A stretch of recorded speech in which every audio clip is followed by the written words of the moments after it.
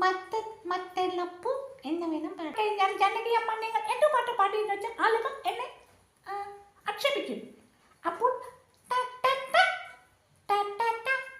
വെച്ചല്ലേ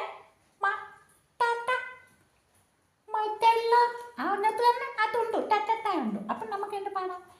മറ്റെല്ലപ്പൂ മനസ്സം ഞാനിന്നോ കണ്ടു.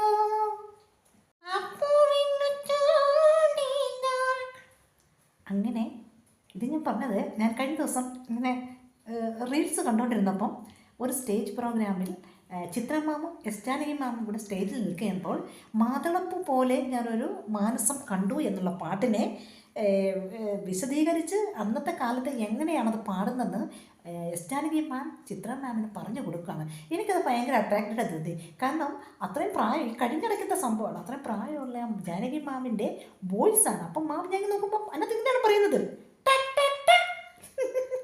അവളാണ് ഞാൻ ചോദിക്കുന്നത്, അയ്യോ ഇതെന്ത് രസം ഇത് കേൾക്കണേ. അപ്പോൾ ഞാൻ അവരുടെ സ്വരത്തിലെടുക്കുന്നേ ഇങ്ങനെ കെട്ടപ്പാട്ട്. അവർ പറയുന്നത് കെട്ടപ്പാട്ട് പാടിയാൽ ജാനകിയമ്മ ഇങ്ങനത്തെ പാട്ട് പാടിയാൽ ആളുകൾ ആക്ഷേപിക്കുമെന്നാണ് അവർ പറയുന്നത്. അതിനാണ് പറയുന്നത് കെട്ടപ്പാട്ട് പാടിയാൽ ജാനകിയമ്മ ഇങ്ങനെ പാടിയാൽ അവർ ആളുകൾ എന്ത് പറയും എന്ന് ചോദിക്കുന്നത്. അപ്പോൾ എനിക്കതിനെ അനുകരിക്കണമെന്ന് തോന്നി. That's all. ഇത്രയേ ഉള്ളൂ കേട്ടോ. Thank you.